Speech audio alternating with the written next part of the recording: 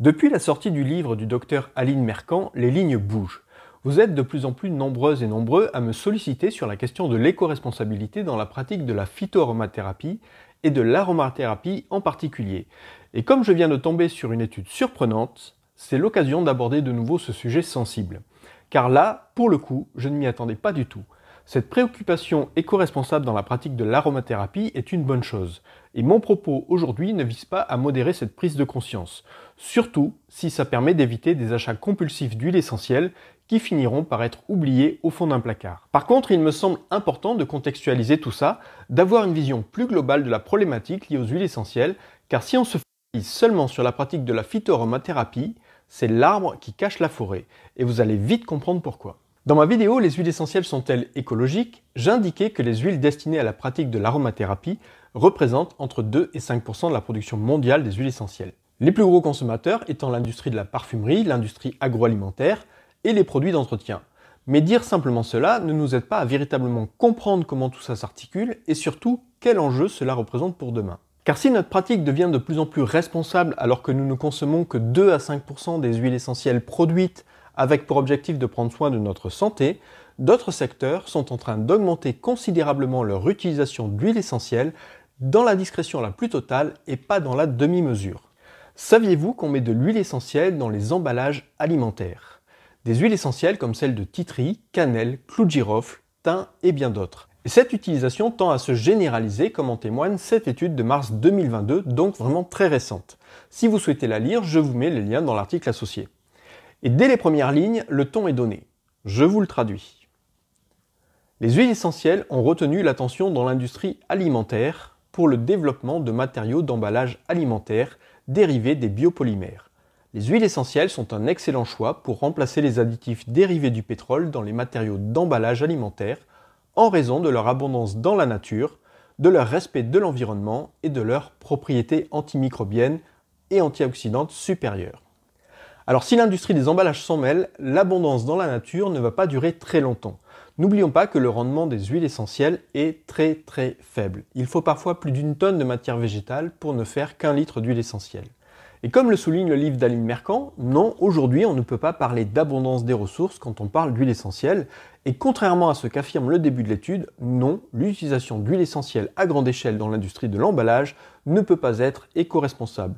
Et je précise, je ne fais pas cette vidéo pour dire ce qu'il faut faire ou ne pas faire avec les huiles essentielles. Mon propos est juste de donner une vision d'ensemble de leur utilisation. Vous vous demandez peut-être pourquoi on met des huiles essentielles dans les emballages. Il y a plusieurs raisons. Une des raisons, c'est pour préserver les aliments. Une autre raison, c'est pour préserver l'emballage lui-même.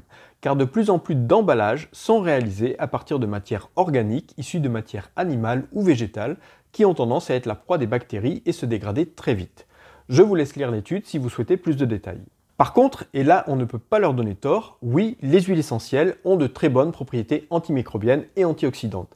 C'est même une des raisons pour laquelle nous les utilisons pour notre santé. Et c'est peut-être le bon côté de ces études, car si l'industrie pharmaceutique n'est pas très enclin à faire des études sur les huiles essentielles, parce qu'elles sont non brevetables, on a quand même des études pertinentes sur leurs propriétés grâce aux autres industries.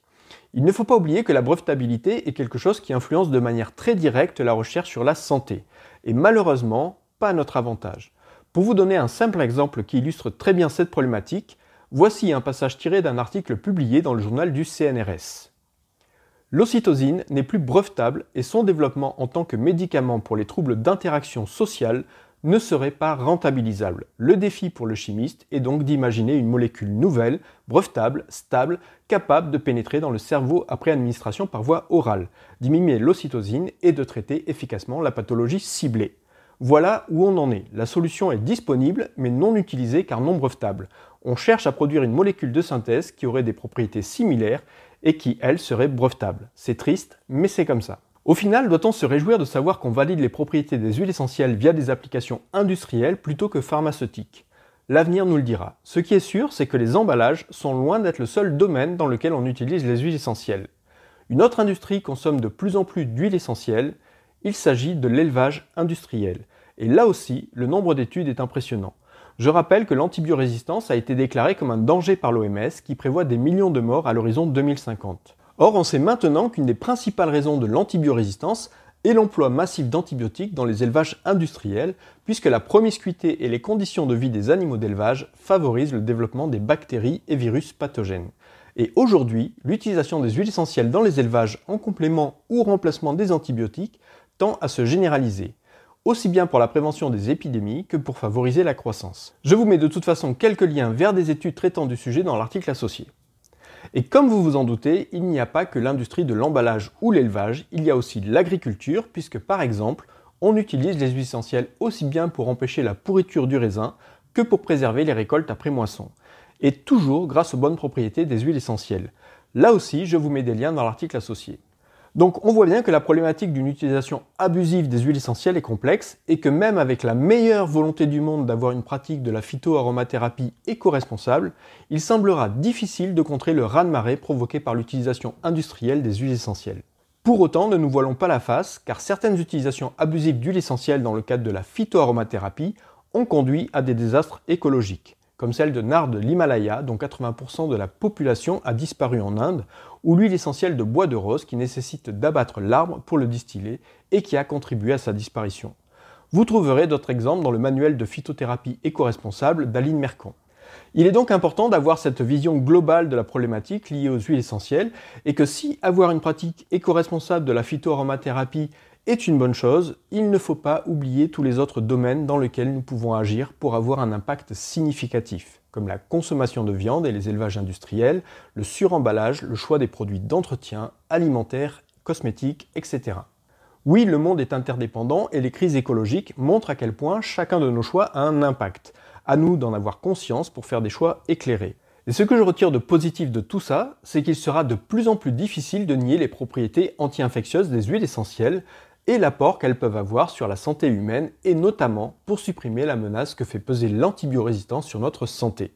Raison principale pour préserver les ressources qui permettent de les obtenir, d'en faire une exploitation responsable et durable dès maintenant. Prenez bien soin de vous et à bientôt pour une prochaine vidéo.